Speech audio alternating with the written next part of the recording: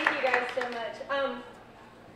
Thanks to Five for hosting us. This space didn't exist when I lived here, and I'm really excited that it does now. So when I come home, I get to come hang out at a cool space. Thanks to Kirby and to Brenna Horrocks, who helped make this happen. I'm really grateful to them. I feel the same way about Kirby. I think we're a great pair because she lets me do the fun stuff I love doing.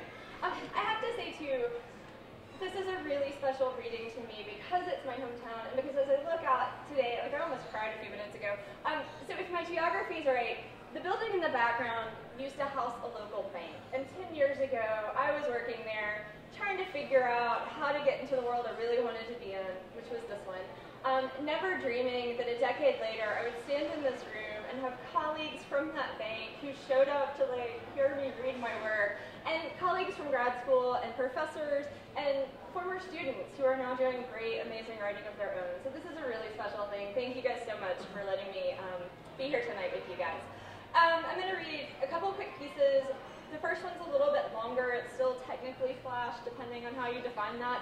That's something we still are trying to figure out at nanofiction. We publish things that are 300 words and fewer, but some places will go up to 1,000. This falls in between that. And it actually, when we think of the short backstory, so I spend a lot of time with reptiles, which is going to sound like a really weird thing to say, but I volunteer at the National Zoo in DC, and I work with a lot of reptiles and amphibians. And so I think a lot about what reptile people are like.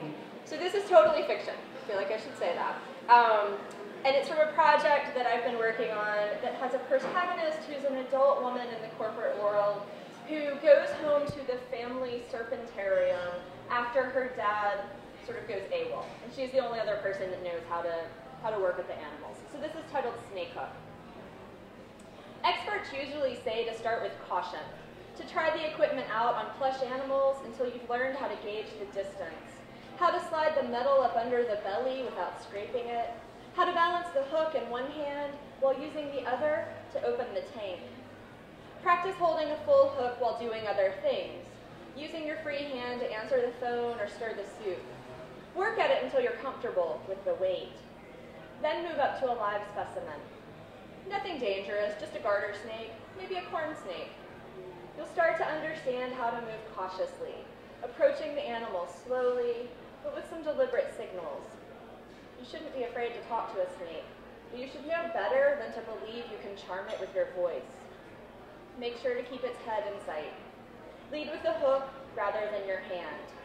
Have something nearby in case the snake grows agitated.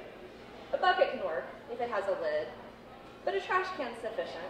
And once in a pinch, I dropped a hissing rat snake into Mother's favorite stock pot. I washed it well afterwards, but ever since, she's complained that her chili tastes off somehow. She even wrote the company that cans the tomatoes she likes, telling them that something must have changed in their recipe. But of course, I know better. I'm not telling, though.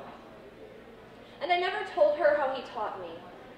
Now there's no reason for keeping secrets. It's been decades and he's long gone. So I guess it's just habit. Still, sometimes when I'm feeling lazy, when I reach a hook out to pull the basket off the top of the cabinets, or to drag an errant sock from behind the washing machine, I remember the day Daddy caught me and Anna using his hooks as swords. He waited until Anna went home, waited until Mother had gone up to the market in town, when he knew she'd be gone a good long while. Daddy found me on the porch swing. He tossed a snake hook to me and said, "Time you learn what it's really for." I followed him into the barn, walked up to the king snake, the only one he'd ever let me touch from his collection. "No, that one," he commanded, gesturing towards the copperhead tank. "If you're gonna learn, you're gonna learn it right. Ain't no motivation in the easy ones. Gotta try it on one that counts." I'm not sure what I thought of his decision back then. I'd heard stories of people who taught their children to swim by throwing them into bodies of water, and I remember realizing he was doing the same thing to me. But if I evaluated his approach that afternoon, good, bad, call social services, the memories escaped me. All I remember is nodding my head, watching as he pulled open the top of the tank, slipped the hook back by the tree branch, then stuck it underneath the belly of the smaller snake. "She's not as big as the other one," he said, "but she's nastier." He moved her to a bucket at his feet, covered it securely, then slid over another bucket and handed me the hook. Get her out. We need to clean the tank. I don't think he ever said I couldn't tell Mother, but I knew she'd disapprove. I knew too that he'd picked the safest venomous snake in his collection, one that was local to our North Carolina home and that doctors knew how to treat wounds from. But I was still scared. I did what scared people do, took a deep breath, considered running away. And then I decided to stay. The snake was heavier than I expected, but I didn't drop her. And she seemed to know what her role was. She coiled up on the hook and let me move her into the bucket. Daddy took over then, told me I'd done just fine. Now you know, he said, just in case. So we went to Kentucky today, and we bought a couple of things. We bought a piece of art, and it features a bird skeleton. And so, it's still in our car, because I was like, I can't take this into, my sister's house, because it'll scare the toddler that we have this, bird carcass. But I think it's pretty indicative. I'm fascinated with anatomy and animals, and so the next two pieces I'll read, which will be the last things I read, are really short. They're flash pieces from a collection I've written about the body, sort of generally and broadly construed. So this one's titled Anatomy. You were not there in biology class on the day we learned pithing. On the day the teacher demonstrated how to slide an instrument into the base of a frog's skull, how to sever the brain from the spinal cord, how the animal remains alive but no longer sentient, how you can open it up and see the heart pumping, the numb body still pursuing its work. And you were not there years earlier when they tried to keep me from this life. Those humane friends of my parents who gave me a pet tadpole for my 7th birthday, explaining how I didn't have to harm it to see inside its transparent skin, explaining how I could grow up with it, helping it become a frog. The company that sells those tadpoles says it wants to render dissection unnecessary, to keep us from opening something up to look inside it. I donated that tadpole to my 2nd grade classroom. I salted the slugs on the sidewalk outside my house, watching them evaporate before my eyes. I learned to pith a frog, learned to tease the layer of adipose, that yellow girdle, from the organs tucked beneath it, learned that people who say there's more than one way to skin a cat are people who have never skinned a cat. You were not there for any of this.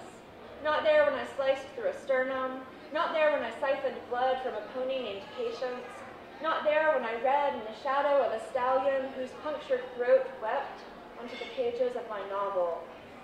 You were not there in the years of study, did not know how well I had mastered my craft, how I learned to reach in and grasp the heart of a thing, to feel its warmth dissolving in my palm. And I'll close with this one, which is a human skeleton this time. If you're ever in Munich, you can go to, I forget which church, but you can see the body of Saint Mundita, who was the patron saint of barren women, or unmarried women, excuse me, I think it was unmarried women. And her body, so it's her skeleton, and they've bejeweled her skeleton. It almost looks like she's been bedazzled. Yeah, it's creepy and fascinating. So this is barren, and it starts with the idea of Saint Mundita. You were not there at the cathedral that houses the patron saint of spinsters, not there as I gazed at her bejeweled body, saw the ruby over her sternum, the pearls cascading from her humerus, the empty cup resting in her grasp, the eyes that are not really her eyes, eyes that stare but don't focus. And you were not there when I tried to walk away from that place and felt my body buckle beneath me, felt the tendon in my leg tear like the string on my favorite necklace. You have never seen my house, never seen the kitchen where that necklace broke, the tile where those beads bounced, echoing as they scattered. And I have never seen where you harbor your child. Do not know if you have housed her inside bricks or within siding, if you have fenced her in or kept her near swing sets, near puppies.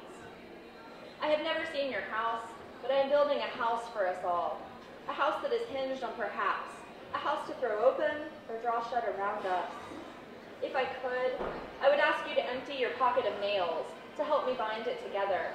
I would ask you to sing, to tumble your notes through the hollow of your mouth, to help me unravel myself, to bring your child and tuck her in here, to to lie her down on cloths I have stitched, beneath quilts I have fashioned. But she will never see this house with a ceiling that is not so sturdy as I believed, this house that lets the rain seep through its floorboards. There will be no children here in my kitchen paved with jewels, here where my hand reaches for an empty cup. Thank you guys so much.